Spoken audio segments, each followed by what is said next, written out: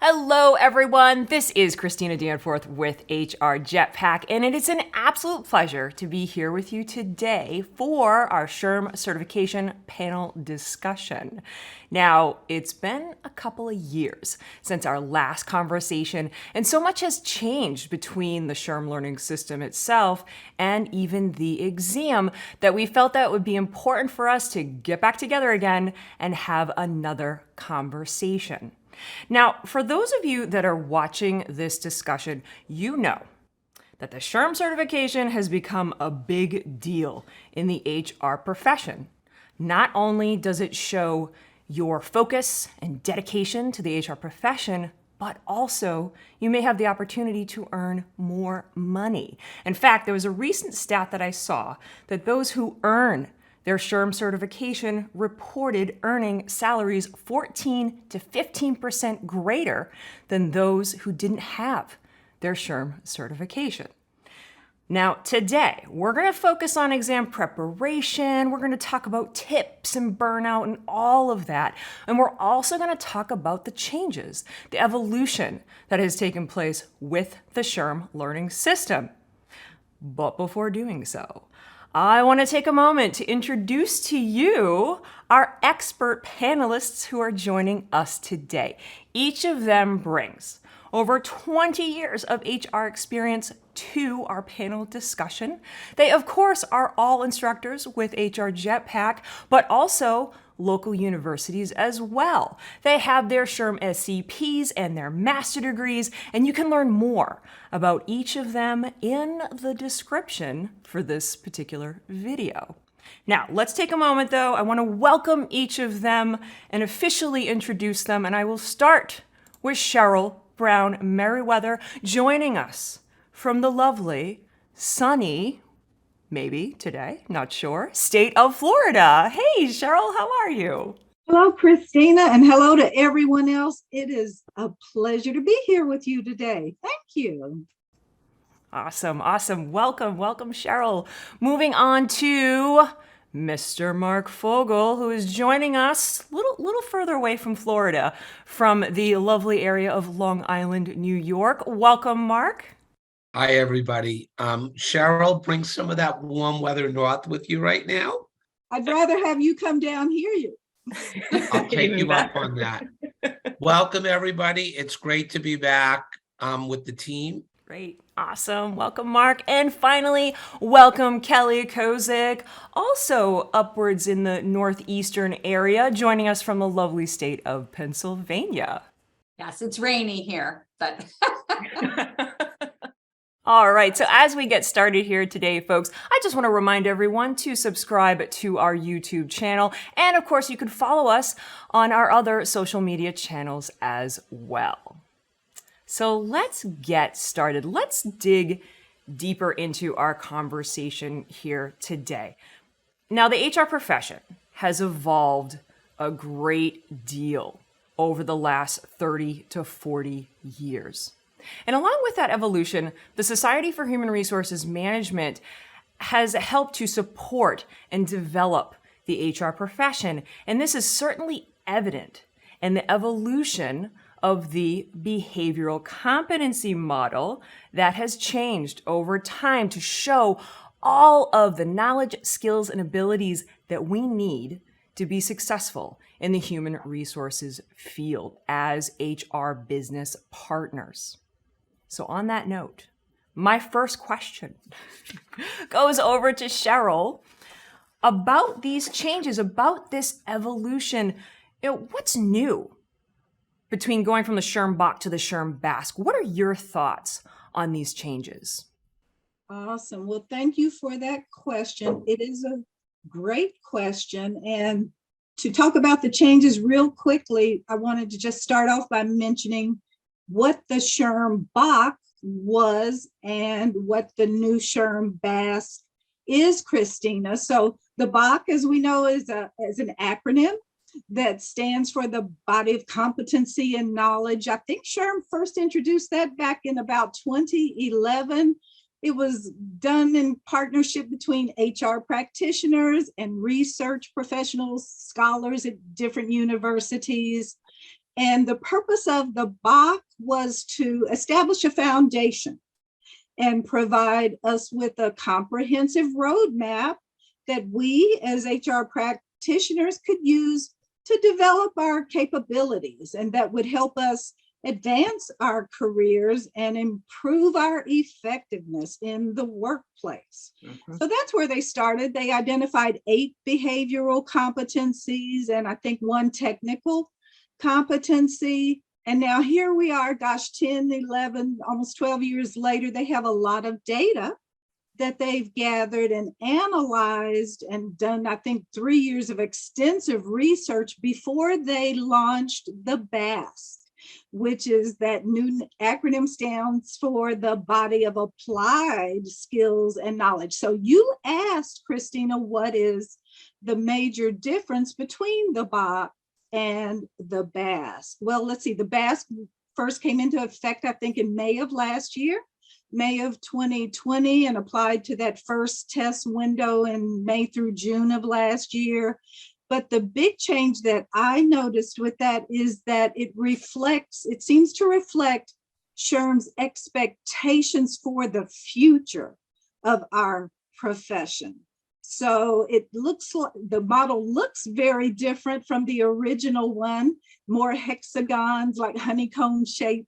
But they have now identified 9 behavioral competencies, and those are designed to help us understand not only what the proficiencies look like, but how to apply them. So for us as practitioners, the focus is on how do we apply our knowledge and our skills and our abilities in specific real world situations versus just knowing the material.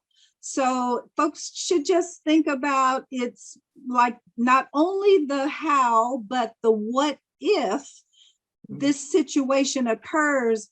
How would we approach them in such a way as to demonstrate that we are proficient in applying our knowledge and our skills and our experience, with the focus on where we're going as a practitioner in the future, given the fact that our vocation, everything is changing so quickly. We want to be prepared. And I believe they've done a really good job, Christina, of helping us through this model, be prepared to move forward and support our organizations as professionals. Yeah, absolutely. Well said, Cheryl. And you know what comes to mind with as you were talking through this change is the term application. I'm thinking of application and how we have to take these competencies, right, and apply them while we are working through, whatever HR activity, right, or initiative or process that we're working through. And that's a big part of not only the SHRM learning system, but the exam itself. So we're going to come back to all that. So I think it's great that you gave us a great segue to get in deeper to that, especially mentioning the word proficiency as well. So we'll come back to that too. And as a matter of fact, let me turn my next question, same theme here, going along with the changes, over to Kelly. What are your thoughts about these changes? That not only with the SHRM BASC now, but even with the exam. So the changes that you're referring to, there were 160 questions. Now it's 134 questions. It was a 4-hour exam. Now it's 3 hours and 40 minutes. I had to look at my note just so I didn't want to get it wrong. So they've narrowed that down, and there's 80 standalone knowledge questions, and then there's 54 situational judgment item questions. And I think I've been teaching this for a few years now, and I feel that every time they update it, there is sort of an evolution. And, just making us better and better as HR professionals, and really narrowing down assessing our judgment and decision-making skills and knowing that we understand key concepts. One of the things I always mention to students in my class is that I really like that this exam does not focus on, what year was the ADA and, what year was this and things, not that that's not important because it could be relevant in, if you're investigating something that happened a long time ago. But I think what's more important to our profession and to our daily work is understanding concepts and also the decision-making skills and those types of things. So I think they're narrowing it down to what's really important for the HR professional to know. Great. Great. Absolutely. I couldn't agree more. And we are going to dig a little deeper into the questions in just a moment, actually, with a couple more questions in between. But awesome points, in terms of this changeover, because we know that there are some exams, there are some certifications that are more so focused on exactly what you said, the date of something or a name.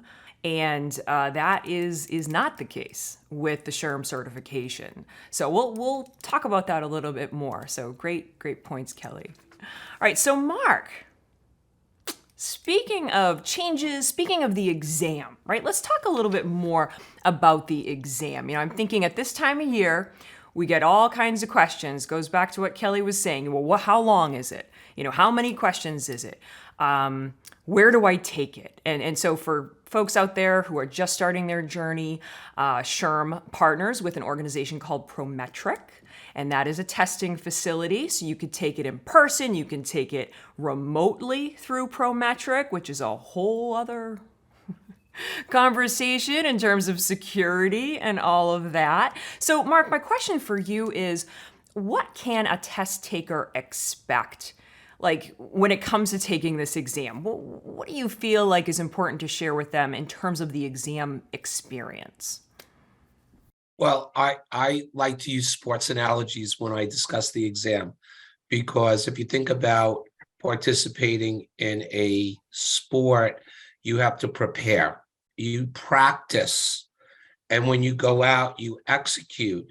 And what I spend time towards the end of each program with students talking about is that the way that you study should align with the way that you take the exam. And let me give you an example.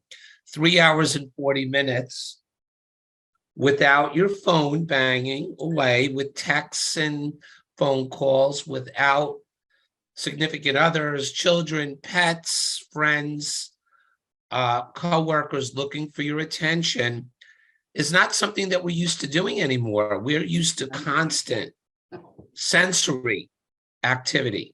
When you're taking in an exam, especially an exam such as the SHRM-SCP or CP exam, you're in quiet mode.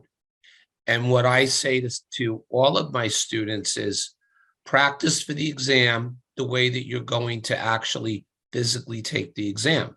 So if you're going to study for 75 to 90 minutes at a clip, you should do it in a space and in a way that the TV is off, that there's none of that external going on. So that when you are in that exam, now you're in exam conditions. Another thing that I share, a test tip or test trick, is that as you get closer to the exam, you should actually take the stopwatch that's on your phone. I like that. And if you're doing a quiz or a practice test or a section, click it on when you start, click it off when you start. As Kelly mentioned, there's 134 questions that you have 3 hours and 40 minutes to do. So if you do the math, you start to figure out I have a little bit more than a minute and a half per question. And we know on a broad basis, there are two distinct styles of questions. There are multiple styles of questions, but I keep it simple. There's direct knowledge-based questions. Do you know what this is?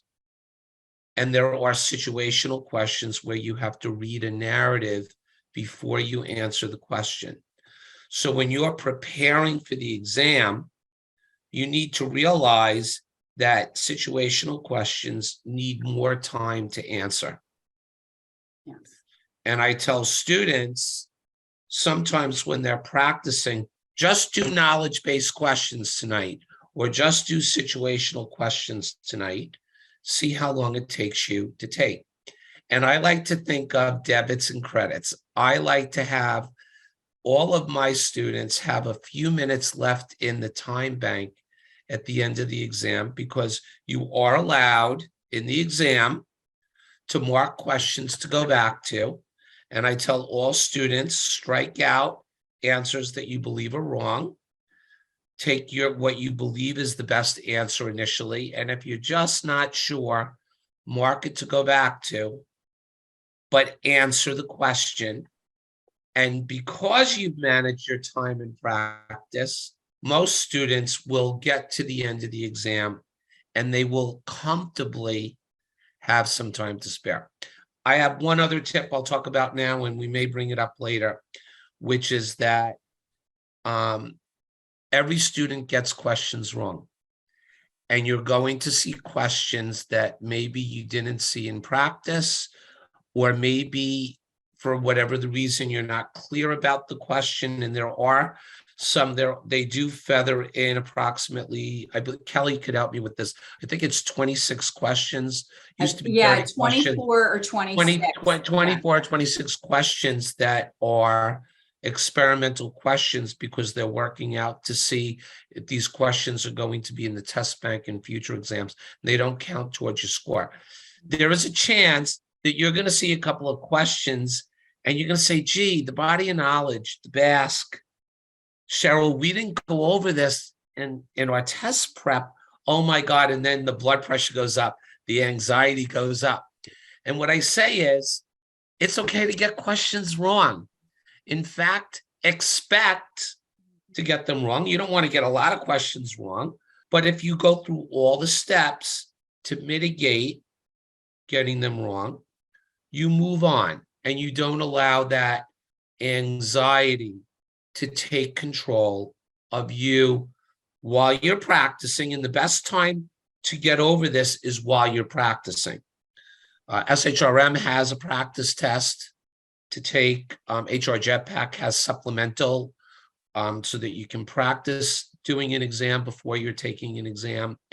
And these are great times to get over your anxiety, so that when you are, what you practice is what you do in the exam. Now you're ready.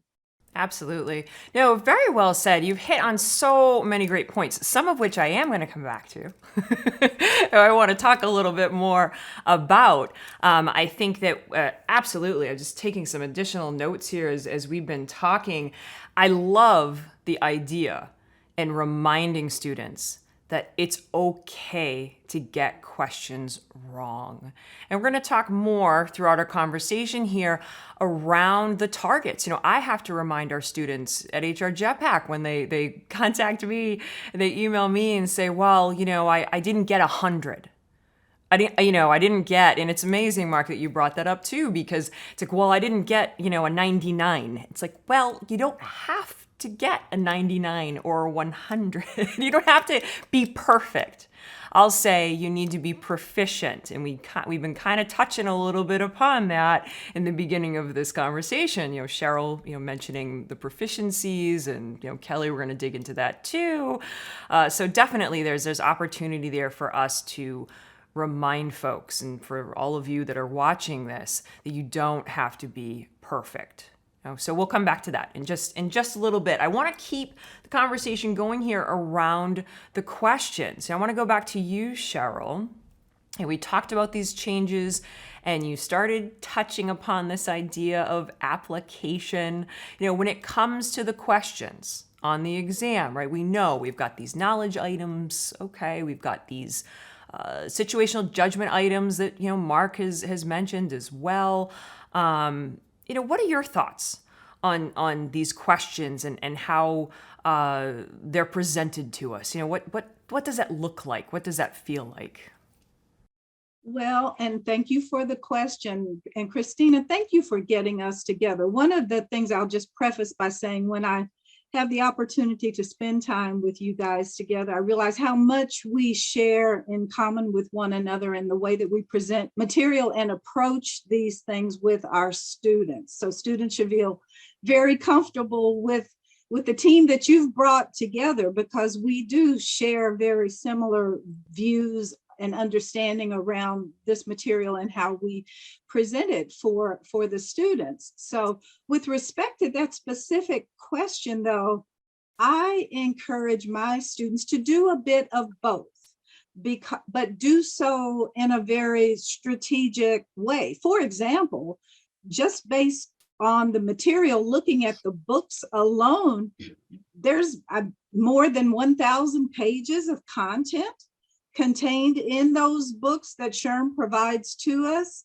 And so the reality is, it is totally impossible for anyone, I don't care how many years of they've practiced as an experienced HR practitioner, it is impossible to memorize and absorb all of the information that is contained within the body of knowledge and content that's provided to us. But there are specific things that we can memorize that will help us tremendously on the exam. And the best way for an adult learner to facilitate those things which they do want to memorize, it's repetition. And Mark spoke so eloquently to this about the need to prepare as an athlete prepares for a marathon, for example. So I encourage everyone to memorize the behavioral competencies. I quiz them at the beginning of each one of my classes. They should be able to rattle those off without even thinking about those. And I believe Kelly mentioned the fact there are probably approximately 40 to 50% of the exam that's based upon the situational judgment questions. So despite the fact that many of our students are HR practitioners with many years, if not decades, of on-the-job experience and college degrees, master's level degrees, many of them have on their own regard, but without much difficulty, we can identify the difference between good answers on the exam, which there are many good answers, but those are not always the best answer. And so I encourage my students that the best answer will always incorporate those behavioral competencies that you hear us mentioning so much on this call, those 9 competencies.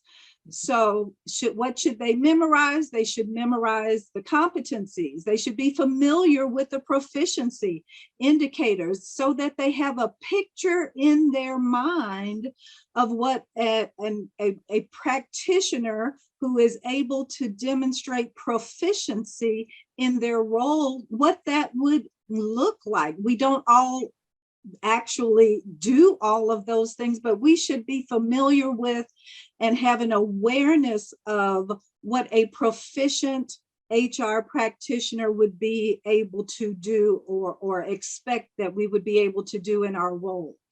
So they should, I also suggest, view the videos, Christina, that you prepared where you talk about the elimination consideration process over and over again. I can't tell you how many students have said, oh my gosh, when I'm in the test taking mode, I hear Christina, I channel Christina.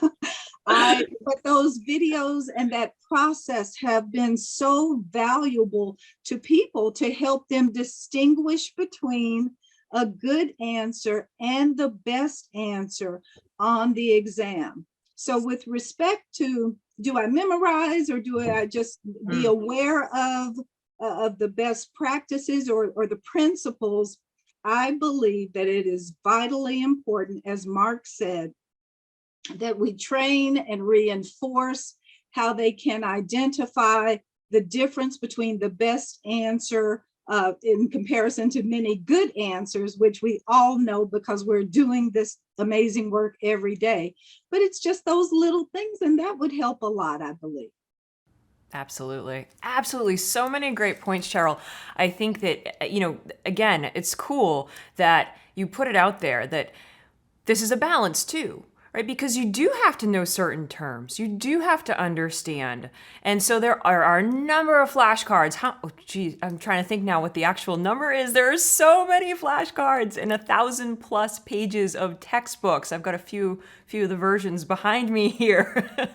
There are so much opportunity to go over. And I think, Mark, also, you mentioned the quizzes. When you join us with HR Jetpack, as a SHRM education partner, we provide the SHRM learning system, which has thousands of multiple choice questions and opportunities for you to practice. And of course, we add in some bonus stuff within HR Jetpack as well, as Cheryl had mentioned, in some of the videos that we do to try to get students to understand the best answer. So I'll come back to that again, but I think it's great to talk through how important it is to know, to memorize, certain terms and concepts and really understand the competencies and their application. And Cheryl, you also touched upon the proficiencies. And so I'm actually going to throw my next question over to Kelly around the questions. And we've had this conversation before, and I know you talk about it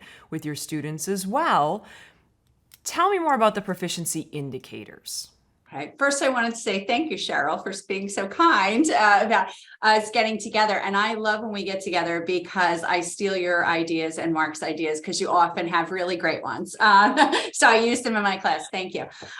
So with proficiencies, when you turn to a new chapter, a new module, in the beginning, it will have what the proficiencies are. And typically it will say proficiencies for all HR professionals. And that's typically, it is for all, but it would be more appropriate for CP level. And then it has for advanced HR professionals. So the way that I explain that to my students, and I've done a couple of little helps with that, which I'll talk about, but I explained this is basically, they're telling you right in the beginning, here's what you should be getting out of this. And so then you read, I tell them to return back to that. Did I, do I understand these concepts? Did I miss something here? Because this is where I should be proficient. I should understand this after going through this material.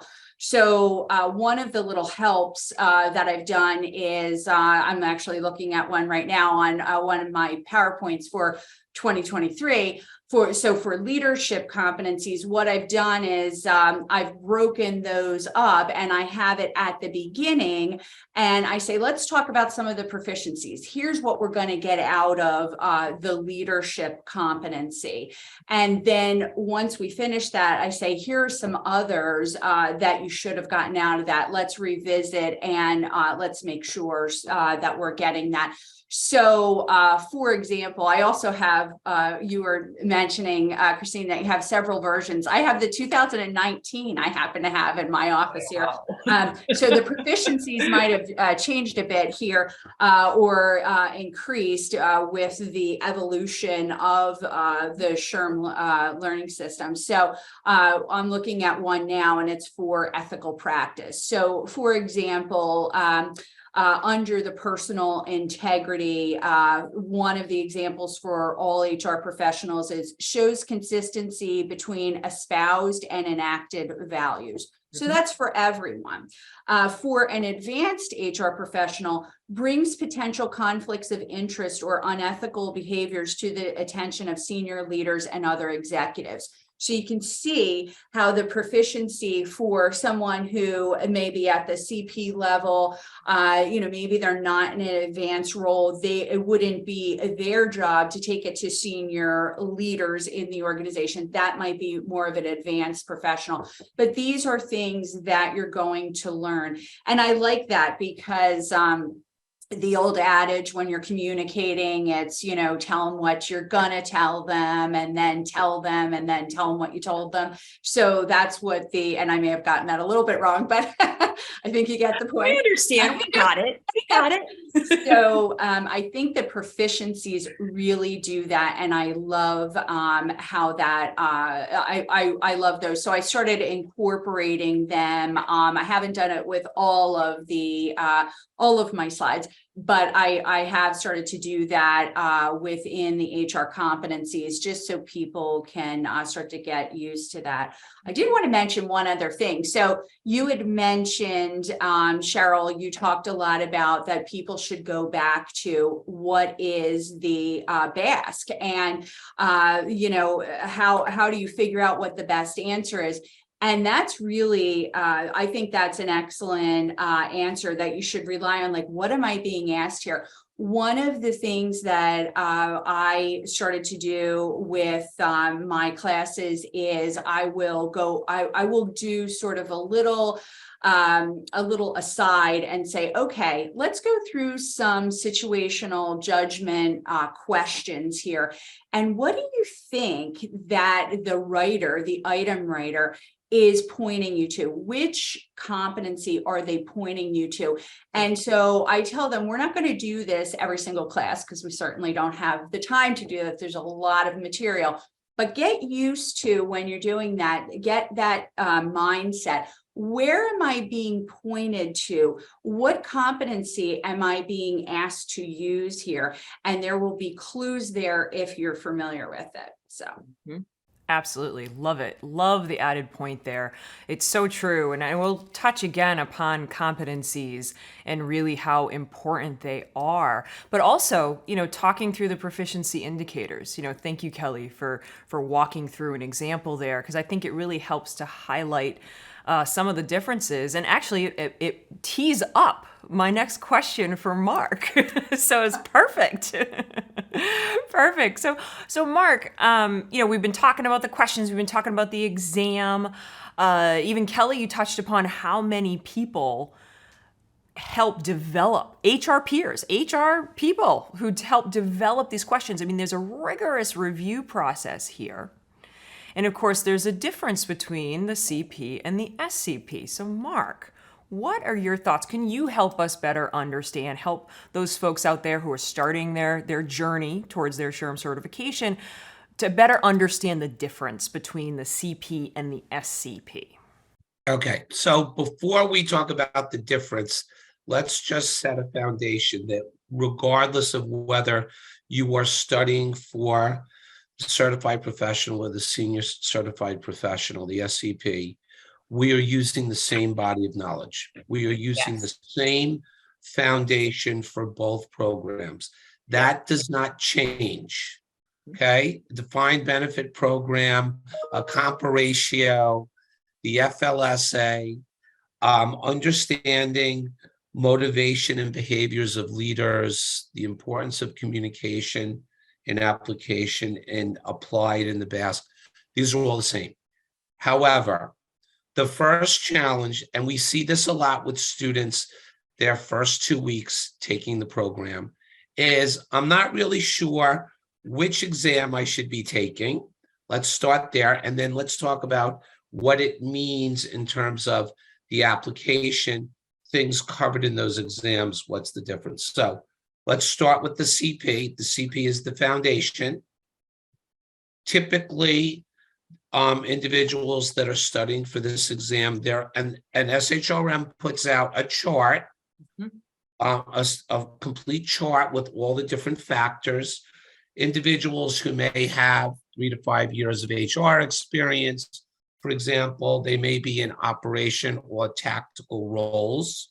They may be the HR business partner and point of contact within their business or their business unit, and they're doing day-to-day jobs. And if when you look at what your role is, your essential functions, if you look at that as a baseline, typically, not always, typically, that is what encapsulates somebody studying for the CP. Now we have individuals who are a little bit more seasoned or senior.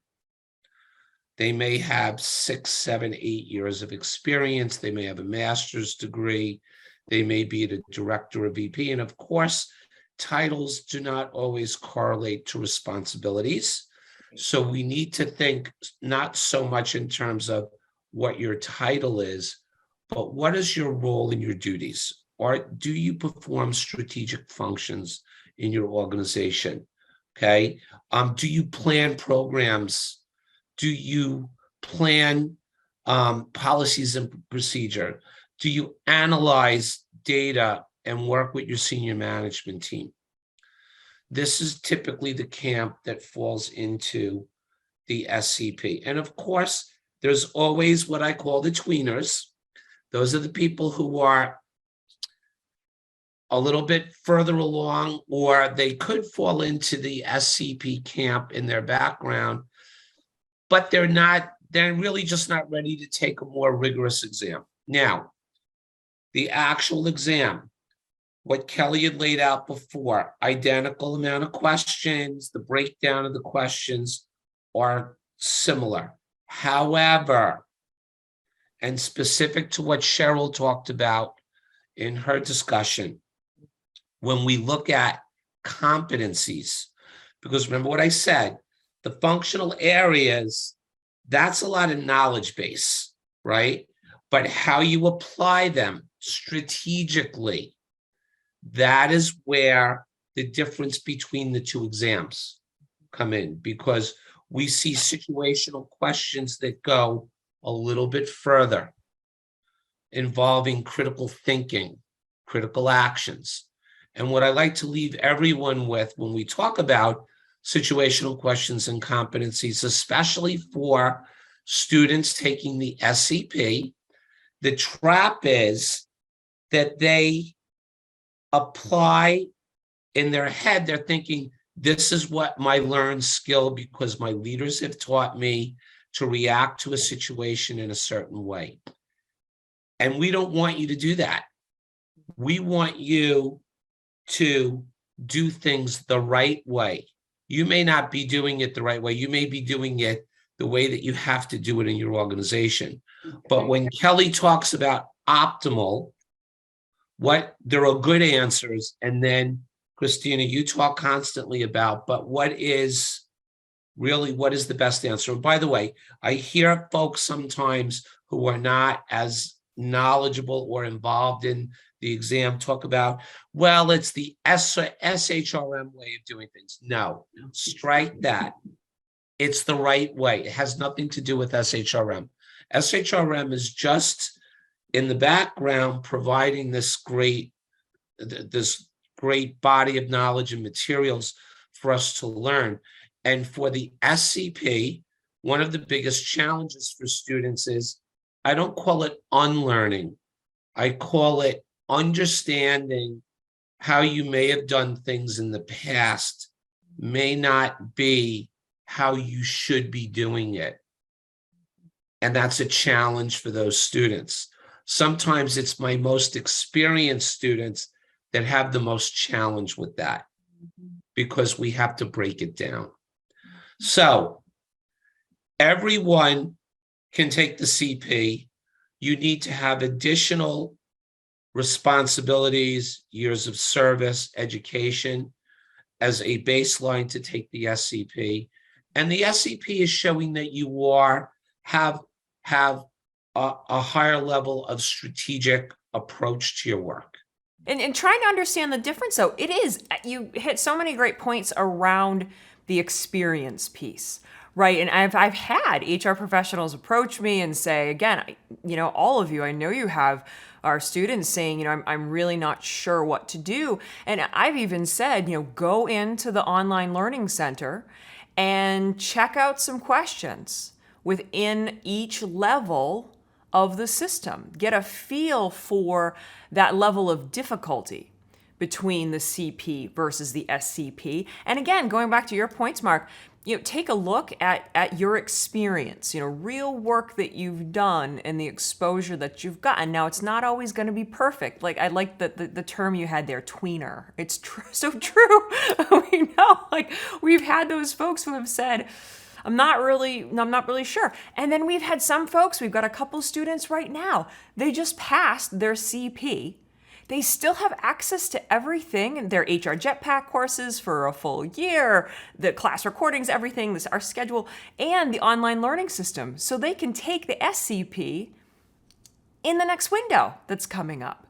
So, even if it means starting out with the CP and then moving into the SCP, that's another way, to try to build that experience with the exam before going to the SCP. So it is a little tricky trying to figure out which is the best exam, to take.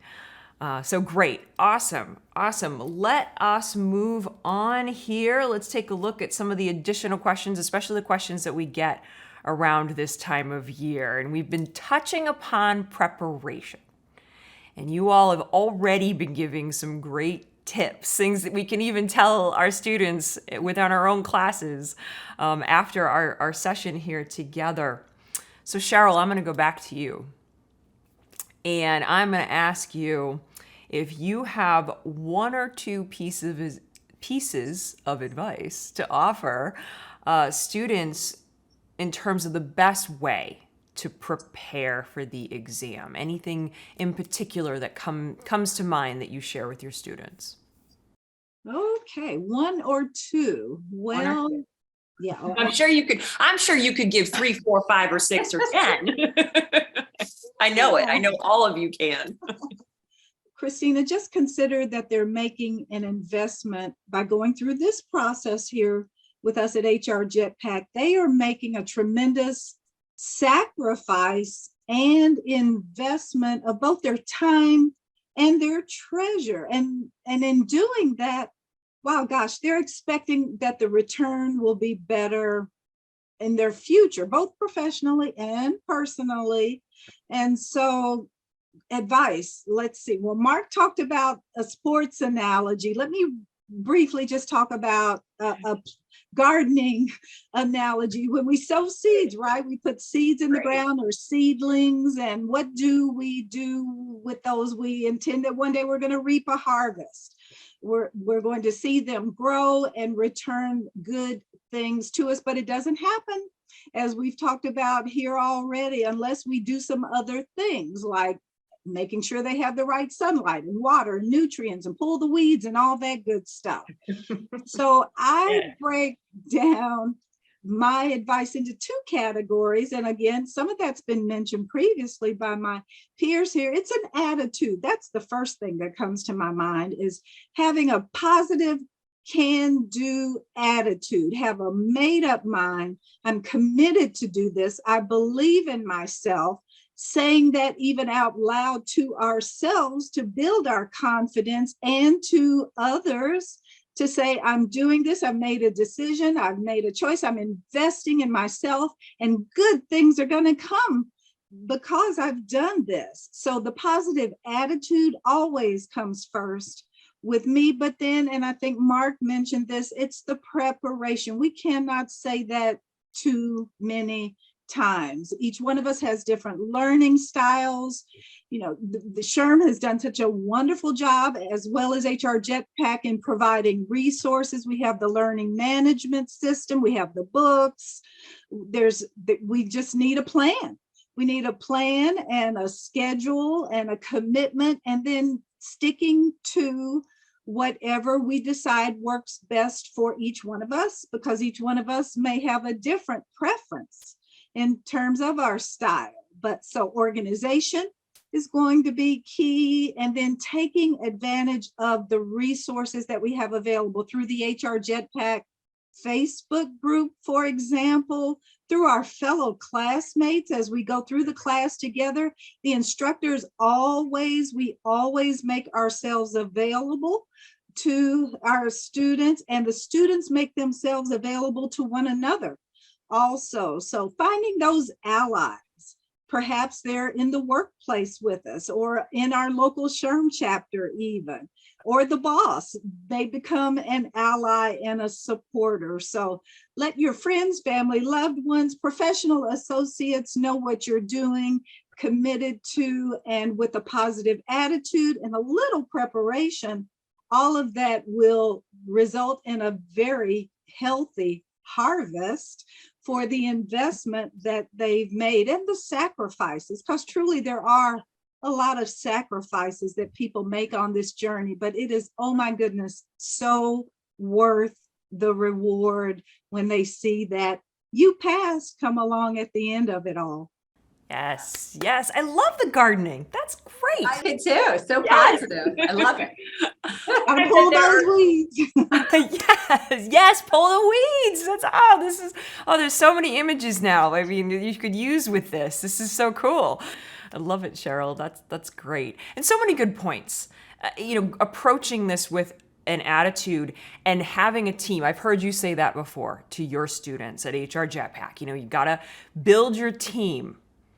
Right? Those people that are going to support you, those people have allies that know what you're doing, as you're working through this journey, because we're looking at 12 to 15 weeks for preparation. So I think that you've hit so many great points. And so of course I'm going to throw that question over to you, Kelly. Is there maybe one or two or many more pieces of advice that you could provide our folks in terms of I've got a lot. I'll try to fit into one or two. So one of the things that I think people neglect to do is they don't take the pre-exam first.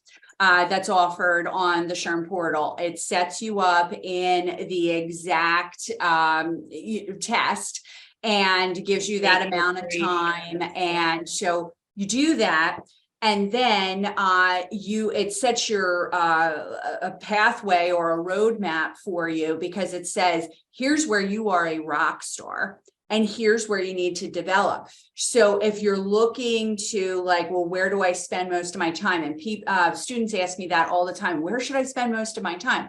So that is a tool that's right there that you've paid for. Use it. And then it sets you up. The other thing, just in general, is I typically, during the introduction class, I'll say, listen, here's what you should do. You've got the books, read them.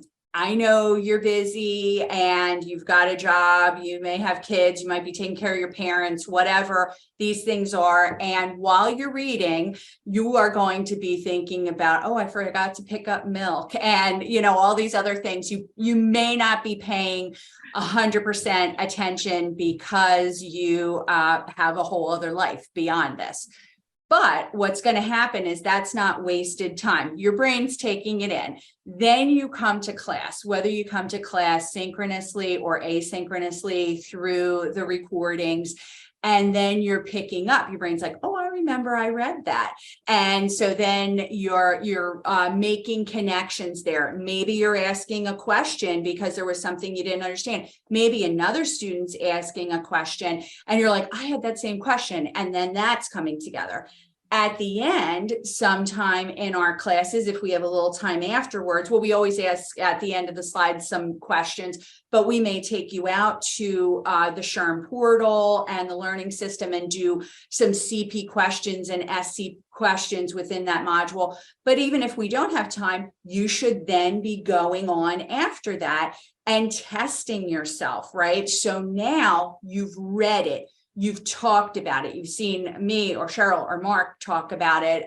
You've asked some questions, and now you're testing yourself and you're seeing, okay, well, here's a couple things. I don't even know that answer. What did I miss? Now you have your targeted area of where you can, be more proficient. Also, Cheryl mentioned the Facebook groups. So what ends up happening is we all know you're on your phone anyway. And so while you're on your phone, pop on over to Facebook, answer some of those questions on there, because Christina puts out questions. Sometimes I'm a little stumped. I'm like, oh, what is this question? And I've got to see what the answer is here. Let me look it up. And so challenge yourself there. And then also there's the flashcards. So the flashcards are printable. And so, maybe instead of being on your phone, or maybe you're standing in a long line at the grocery store, or whatever you might be doing, you could be, quizzing yourself. So I think that was one or two, but Well, you But know what I'm it's hearing is- basically almost like a sandwich approach, maybe. Yes, that's exactly what I'm hearing though, is, optimize the tools that you have as a part of your program. However you decide, if you're watching this and you're thinking, I'm gonna go for it, using the SHRM learning system, that's what we use with HR Jetpack, in addition to what else that we offer in our classes and so on, can really help you truly fully prepare, and using all of it, all of the tools that are available to you to maximize the learning system and everything else that's available within the program is what I'm hearing, really. So that's great. That's great. So of course, Mark, now I know you've mentioned, a couple of thoughts and ideas and some tips already. So is there anything that you want to talk more about in terms of your advice and one of those tips, or is there something else that you would recommend as a top tip for preparation? So I'm a 80s hair band guy. I like music from the 80s. One of the bands that I like is a band called Tesla. We all do. They have a song where they say, you get what you give. And I think the concept of getting what you give is appropriate to preparation for this exam. If you have to put the work in, we say this over and over again, but schedule, to me, the number one tip is schedule the time ahead of time, just like you do at work on your Outlook. I tell people, put it on your schedule, make it a commitment, even if you can only schedule 1 or 2 times during the week while you're going through the program and you have to do some catch up at the end, schedule the time. And the other part that goes with it is that, I know this may sound counterintuitive, don't overstudy. And what I mean by that is, I have a bottle of water, and if I fill it up, when it gets to the top, no matter how much I pour, it doesn't go into the bottle. And it's the same thing with studying. Most adults, 75 to 90 minutes is a nice chunk of time. Some people can go 2 hours, some people can go longer. Let's just say, you know your own body, you know how you work. Schedule a time that allows you to absorb and not hit that ceiling, right? And if you're going to do a long study, break it up, do the study, then get up, take a break, get a drink, have an apple, walk around the block, make the phone call, come back and reset. And if you do that, if you have rigor about it with your scheduling, and if you set up small chunks of time, don't try to study everything all at once. Work on one area, 2 areas while you're studying, one functional area, one competency, 2 competencies, get it down. Last thing I tell everyone is that new school sometimes needs to be old school. Get a notebook. And I'm going to go back to, Cheryl mentioned 1,000 pages and not memorizing. I tell every student, when you finish a chapter, you should write down, and I do this in when I teach grad school, when you finish reading a chapter, you should take notes. When you finish a chapter, you should go back and you should write anywhere from 10 to 15 terms or concepts, just the words in your notebook when you first go through. And then when you go back and you're doing the deeper dive studying the second time as you're prepping the test, you should be able to turn to anyone. And if I said, Kelly, what are the important aspects of FML? What is FMLA? And what are the important aspects of it? What did it cover? And Kelly would turn and she would say, it's set up overtime rules and child work rules, and it created the concept of exempt and non-exempt, right? Now, did you have to memorize the definition? No, but what you have to do is grasp the concepts. And if you have that in your notebook, and you look at it, and every single section, what are those main concepts? And to Cheryl's point, grasp those concepts. You don't have to memorize them, right? You might need to know mission, vision, values, goals. Okay. You might need to know FMLA, which you probably know without taking the SHRM exam, because we live with things like FMLA and harassment and sexual harassment concepts, but you should have that notebook. And the beauty is the day before the test, the day of the test, when you're driving to Prometrics and you're sitting in the parking lot an hour before you're supposed to get there because you were afraid that you were going to be late for your exam, and you take out the notebook and you flip through the pages to the couple of pages, because you know this one area just doesn't stick. You just want to look at it one more time. Maybe it'll stick for 3 hours and 40 minutes. That's all I needed to stick for. Right. Right. Mark, I'm glad you weren't truly quizzing me there, because I was like, is he really going to ask me? And I have to. I'm glad you answered. Wait a minute. I was like, let me put my thinking cap on. As well, and it's so interesting too, and sometimes, and I bet all of you have seen this in your class, where there is someone that you can almost tell based on your interactions with them that they are overstudying, that they are way, whoa, over the line in terms of how much they should be studying. Because we typically, when I'm talking with someone, I typically say, you're looking at 12 to 15 weeks, depending on your own personal preferences and so on. And you're looking at, probably 7-8 hours a week, including time in class, depending on which classes you want to join and so on, that you've got to block out, on your schedule. And again, this varies, of course. This is also varies depending on, the person and their knowledge and so on. But there is such a thing as overstudying. Oh, and I'm going to come back to that point actually in just a minute or so. I've got a couple more questions for all of you. We've talked about the course. We've mentioned the Learning Center. I've taken some notes too to say, wow, this is such a great conversation for us to be able to carry back to our classes as well, to our students. Now, one of the things that we noticed, one of the problems that we noticed with our students at HR Jetpack, and some great feedback that we had received, really, and some concern around having more flexibility in their schedule. So what we decided to do, and of course all of you have been brought into this as well, is something that had changed within HR Jetpack is to provide an open prep program where folks can join whatever class they'd like to join that's on our schedule. So they could take a class with, taking a class with you, Kelly, with Cheryl and Mark, because all of our classes are topic-based.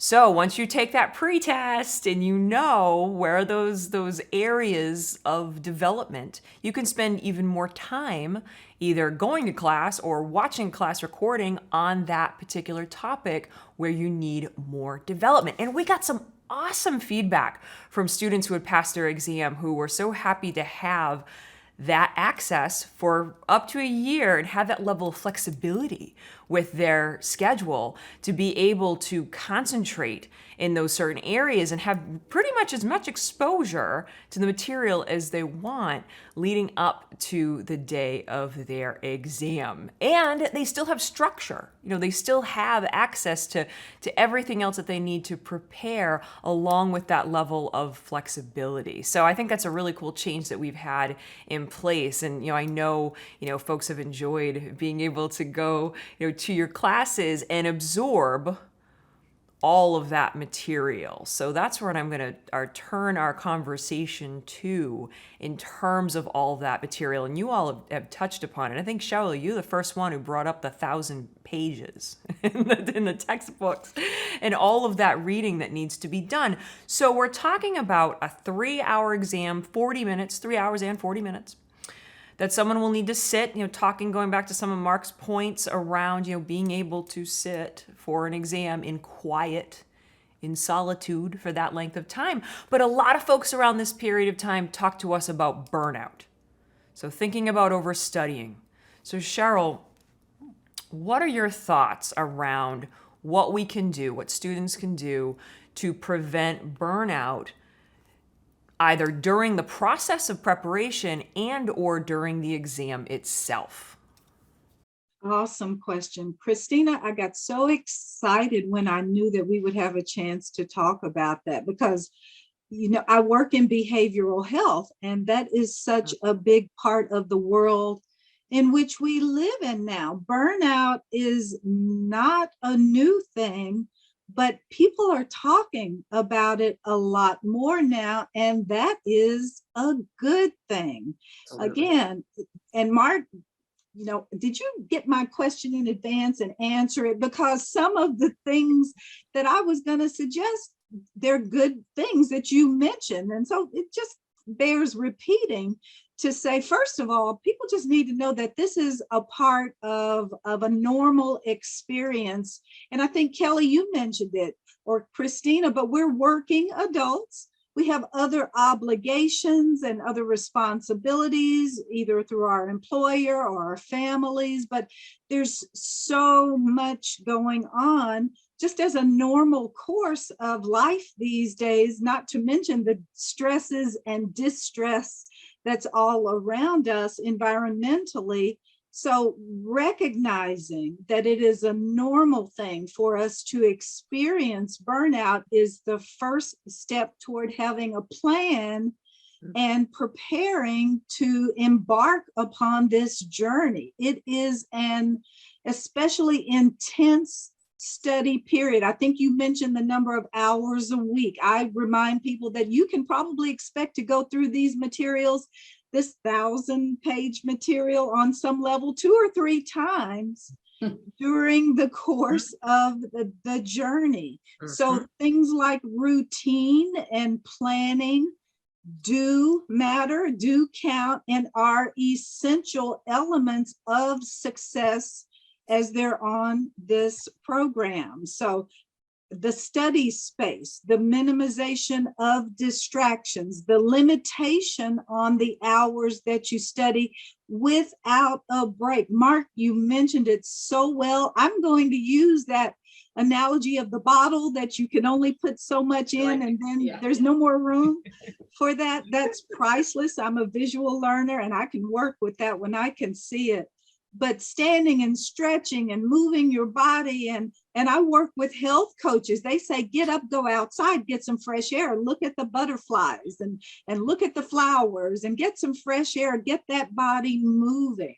So, and I think early on in our conversation, someone mentioned take some days off, to actually have a schedule where you study and then build into that schedule some time off. We've talked about the support system. We talked about studying with others, but I don't think I've heard people say actually intentionally build in time to have fun.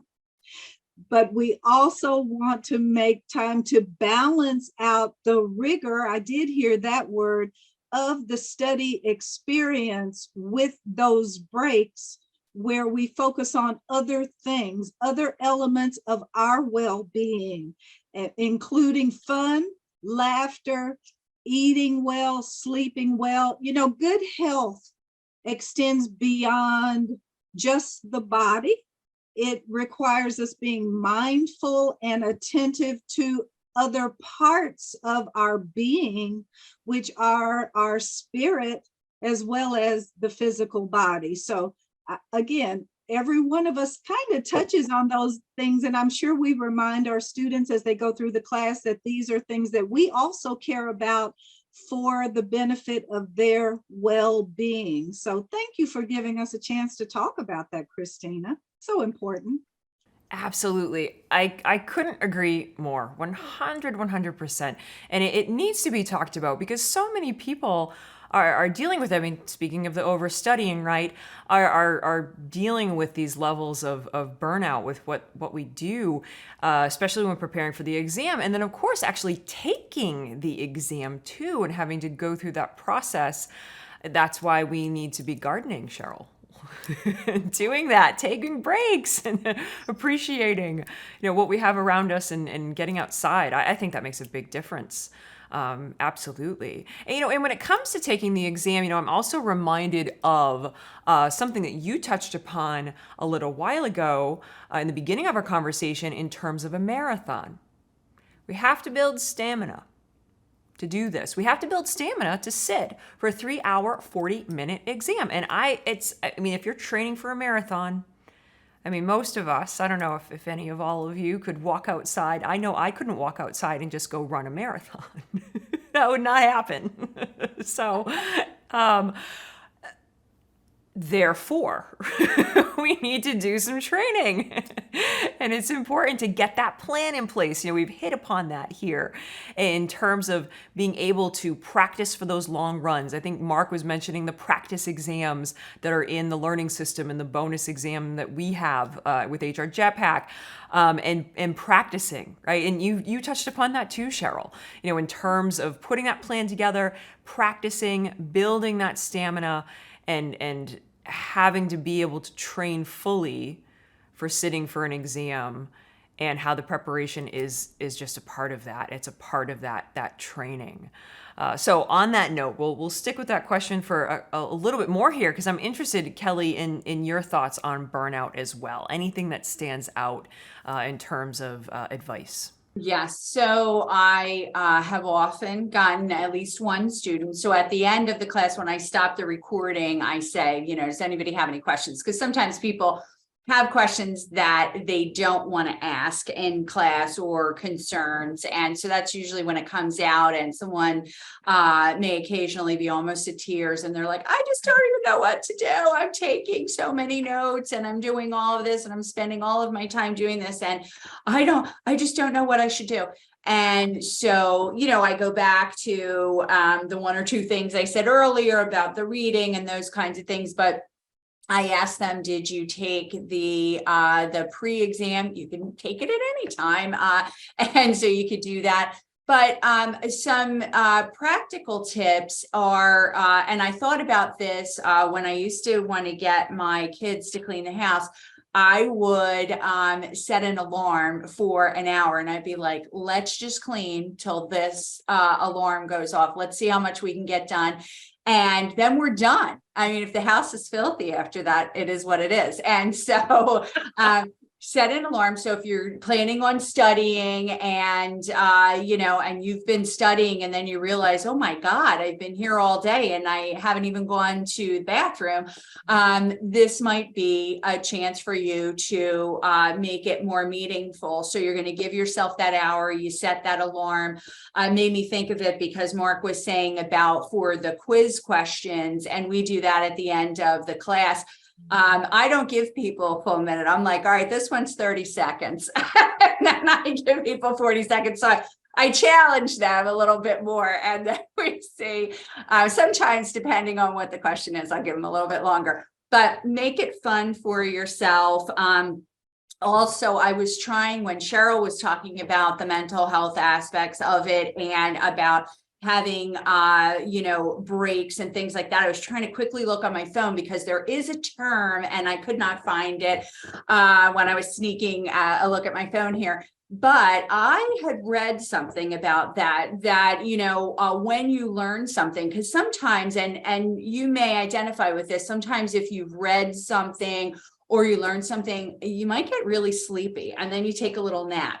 And that is actually your brain is now, putting this all together and working for you.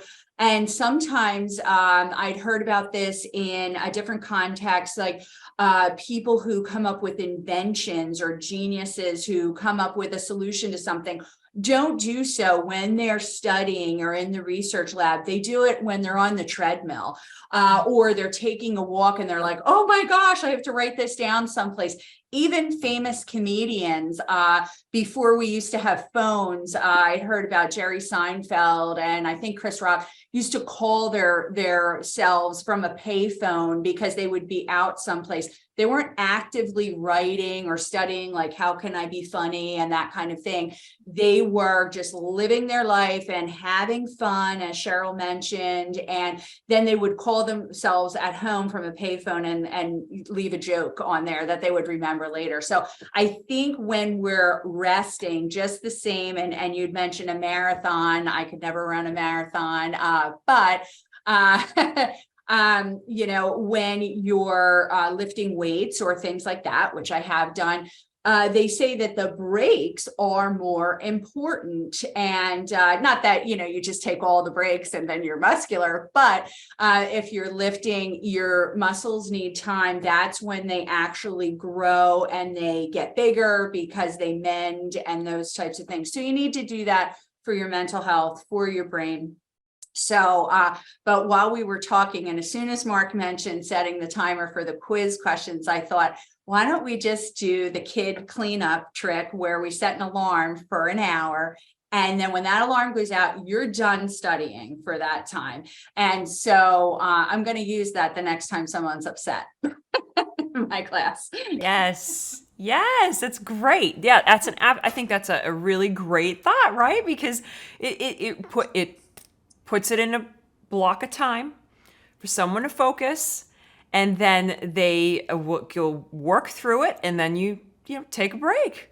Allow yourself to absorb whatever that information was, and then come back to it when it's appropriate. So I think it's a great idea, and definitely something that I know another tip for everyone out there to add into their overall preparation process. So great points, and of course, Mark, certainly I want to get your thoughts before we move into our final question here.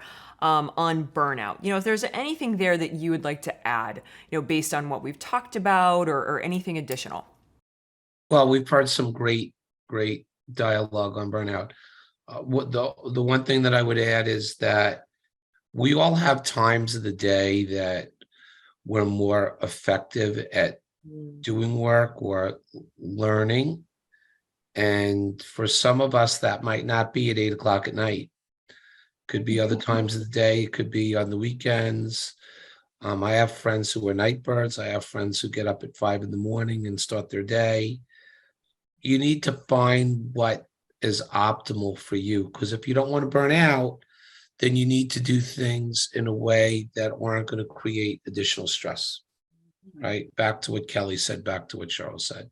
So I would just add, the one thing I would add is think about when you're most effective at learning, and schedule where you can schedule as much time as possible in those time periods, or carve them out, clear them out.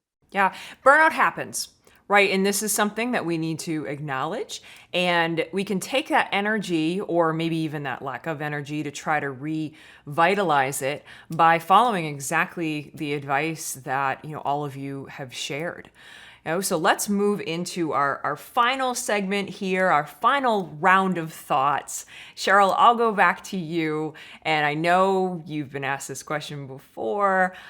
What should someone do the night before their exam? Well, thank you for that question. And the first thing I would say is what they should not do the night before the exam. And I think Mark touched on this earlier. I would not suggest cramming the night before the exam. Rather, I would encourage folks just to take a moment and pause, turn around, look back, and see where they've come from. I do this with my students. I ask them the first week of class how they feel. I ask them midway and then at the end, so that they can recognize how much they've learned, how much they've grown in confidence and competence in terms of their own just skills and knowledge and ability to apply what they're learning, even in the course of their day-to-day roles. They will tell stories of, oh my gosh, I look at things differently now in the workplace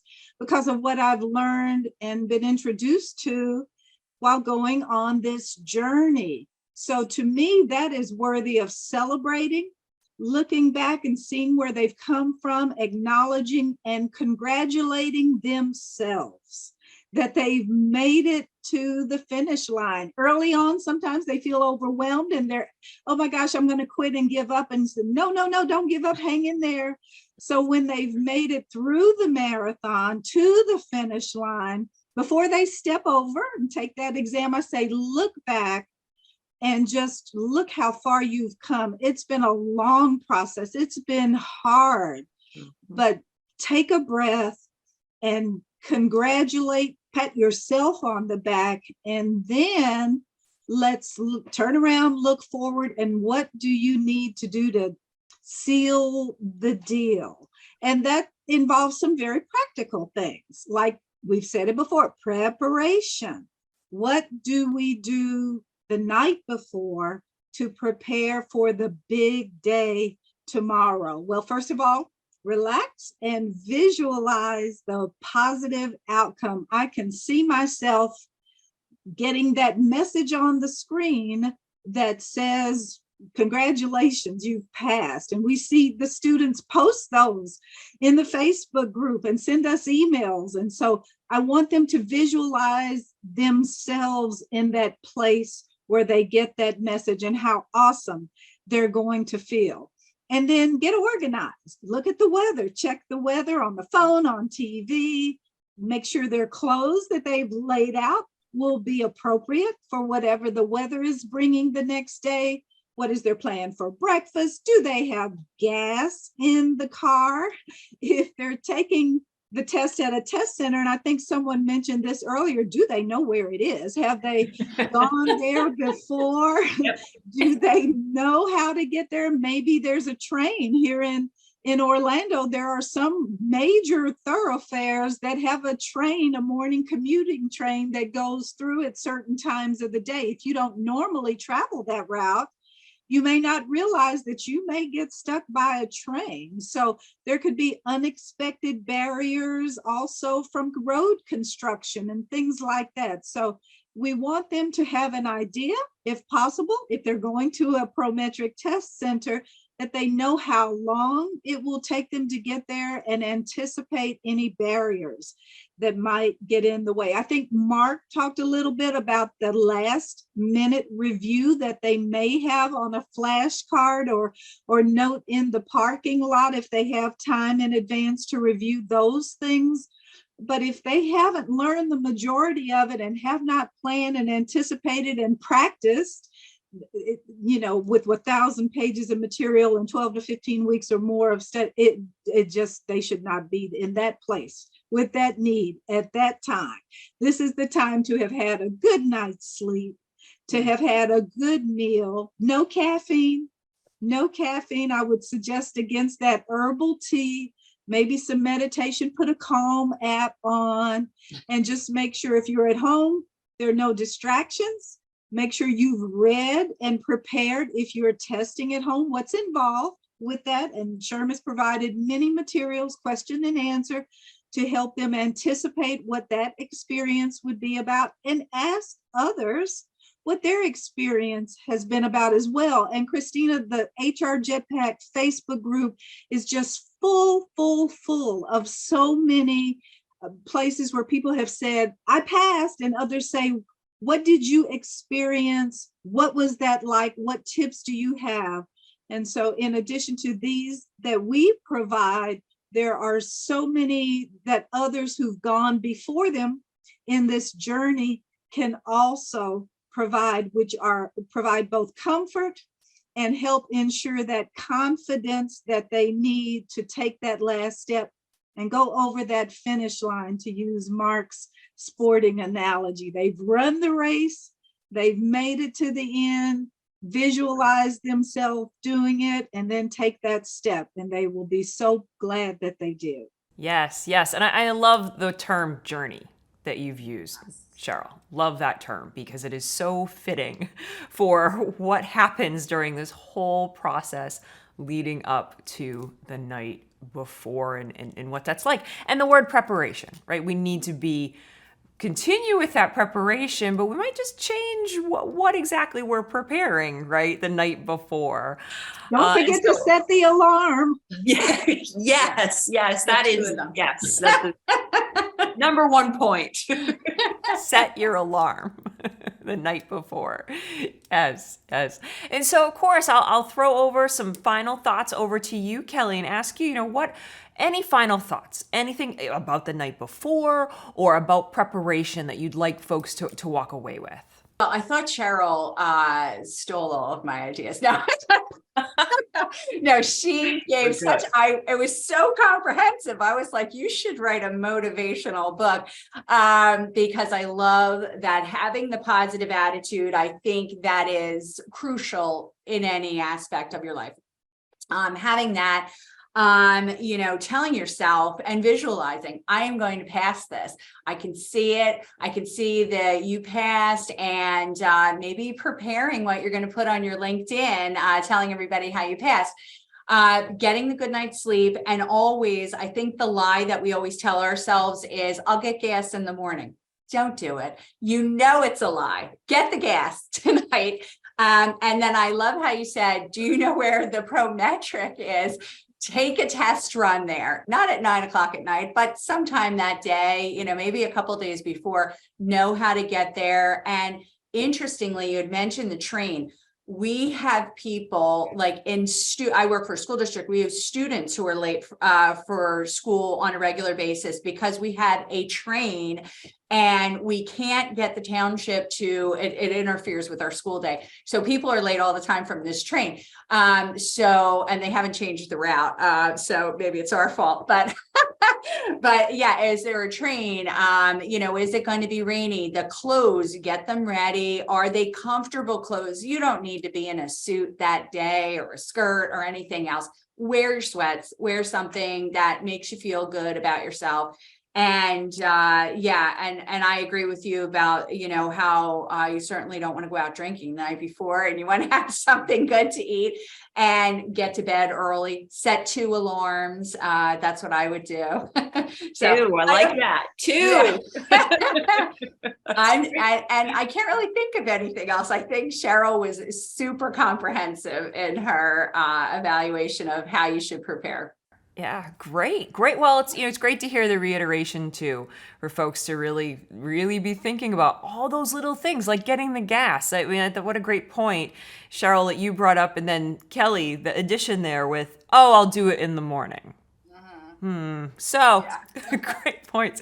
And so, Mark, I'll throw the final question over to you. Do you have any final thoughts before we close out our discussion today? And I'll do a quick little summary here about preparation, advice, or even the night before. I think before the exam, when you get to the night before, you're already at that point that you're ready, and hopefully you're ready. So I would just add that don't eat anything that's going to give you an upset stomach. Do something fun, and I believe in doing something fun and distracting. Yeah. Watch a movie, do something with your family, friends. Do something recreational, but make sure that you're not going to tear an MCL or twist an ankle doing it. But so pickleball, Mark, do you recommend pickleball? I would play pickleball, but I would wear goggles. Smack the guy. That's what I would do. I think that it's a journey, and it was said earlier. I think Kelly was talking about 12 to, and you had brought up Christina, 12 to 15 weeks, could be 18 weeks, that journey that you're doing it. By the time you get to the night before, just relax. And get it, get a good night's sleep. And I believe you distract yourself instead of focusing on it. Absolutely. So that you don't walk in and you don't have all that adrenaline, and don't drink a lot of coffee. The morning of the test. Peace, right? We're thinking peace, trying to find peace. I wouldn't say drink no coffee, but remember, it's 3 hours and 40 minutes. And I don't know about the rest of the folks listening to this, but I don't want to be running to the little boys or girls room every 20 minutes during the exam. So, Oh, I did Right. have one thing that we used to do in grad school. So somebody said that if peppermints are good for you, like real peppermints, and not that I'm doing an ad for Altoids, but we would eat Altoids beforehand because there's, this natural thing that peppermints help you remember things, and it's good. It keeps you alert, those types of things. So buy some Altoids. Interesting. Okay. So this is good. This is great. So we're talking here, maybe some caffeine, maybe a little bit of caffeine, depending. yeah, if you're like a You 3 know. cup a day person, like a 2 to 3 cup a day person, and you tell somebody no caffeine, you will make them more stressed out. Right. So I'm not advocating complete withdrawal. I'm just saying, don't overdo it. Just be, Right. Yeah, exactly. everything in fun. moderation, Fun. right? And it sounds Right. like drink in moderation, right? Everything in Drink your moderation. coffee in moderation. Right. No, I love it. I love it. This has been such a great conversation, and we've hit on so many awesome points, whether it be from discussing in the very beginning around, we don't have to be perfect, just proficient, talking about the importance of the competencies. And I keep seeing this theme around attitude, right? Going in with a positive attitude and making sure that you put the work in. We've hit on that a number of times, but at the same time, we've got to find that balance with taking breaks and finding whatever that activity is. We've mentioned many different activities that you enjoy doing, that you tap into that while you are going on this journey. I love that. Absolutely great point. So I want to thank all of you. Thank you, Cheryl. Thank you, Kelly. And thank you, Mark, for this conversation today. It's just been so helpful to openly discuss what preparation is like, all the changes that have taken place, and then what people can expect when they're going into this exam and when they are starting that journey. So on that note, I think that wraps it up for today, everyone. I hope that all of you out there have found this conversation helpful and insightful as you look to start your SHRM certification journey. And if you decide to start your SHRM certification journey, remember to tell yourself, I will pass my SHRM certification exam, and feel free to reach out to any of us with your questions. Thank you again, everyone. It's been great. Have a great rest of your day.